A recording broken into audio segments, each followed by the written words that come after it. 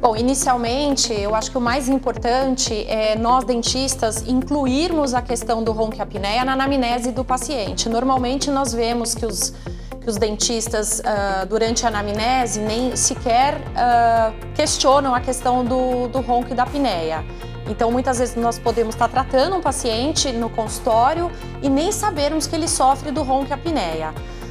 Uma vez feito esse diagnóstico durante a anamnese, se o cirurgião dentista estiver preparado para tratar esse tipo de síndrome, então o tratamento passa a transcorrer de forma extremamente adequada, onde nós teremos que solicitar um exame de polissonografia, pois é a polissonografia que vai nos dizer qual é o nível de apneia, qual é a gravidade da apneia desse paciente. Uma vez esse exame feito, nós sabemos de que forma a gente vai poder tratar ou não o nosso paciente. Lembrando que o dentista ele atua em apenas alguns resultados de gravidade de apneia, ronco sempre, e os demais pacientes nós temos que trabalhar em conjunto com o médico do sono, um otorrino, porque ele vai necessitar desse tipo de abordagem.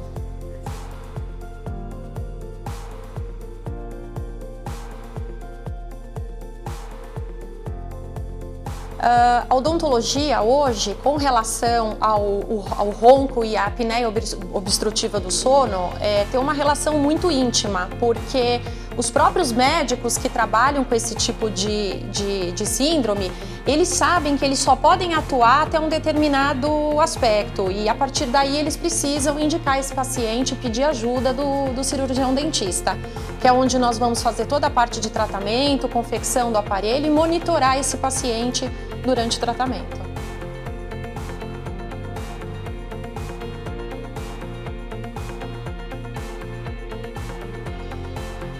Uma vez o paciente com um diagnóstico preciso e com uma indicação precisa para o tratamento com o cirurgião dentista, então nós entramos na etapa de confecção do aparelho intraoral.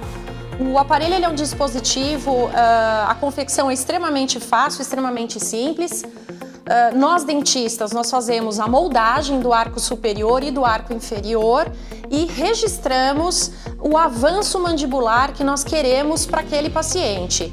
Eu acho que essa é a parte mais importante. Não dá para fazer um bom aparelho de ronco e apneia e tratar corretamente o paciente se nós não conseguirmos medir esse avanço mandibular de forma personalizada para aquele paciente. Não existe uma regra. Para cada paciente, esse aparelho ele vai se comportar de uma forma diferente. A partir daí, as moldagens feitas e o registro do avanço mandibular, nós encaminhamos esse trabalho para um laboratório de prótese que esteja apto e que tenha a técnica já formada para confeccionar esse aparelho. Retornando o aparelho do laboratório para o consultório, nós instalamos o aparelho e a partir daí nós temos alguns ajustes progressivos que nós vamos fazendo à medida que nós vamos monitorando a melhora do caso.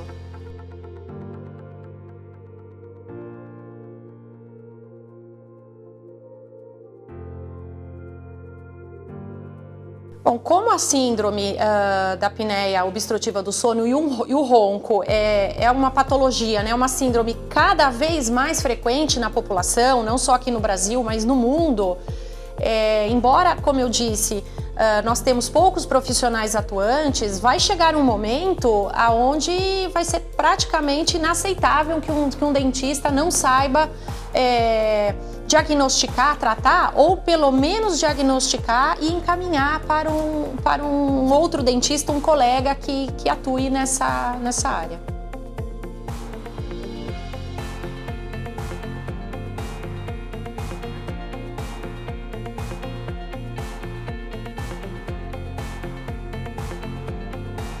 Esse trabalho, na verdade, ele começou com uma curiosidade pessoal minha, porque eu já utilizo o CEREC na clínica e eu fiquei pensando que ao invés de eu moldar esse paciente, eu poderia escanear através do CEREC, fazer o que nós chamamos de uma moldagem digital, né, que é o escaneamento, e foi um teste. Nós escaneamos e enviei esse escaneamento para o Laboratório Júlio.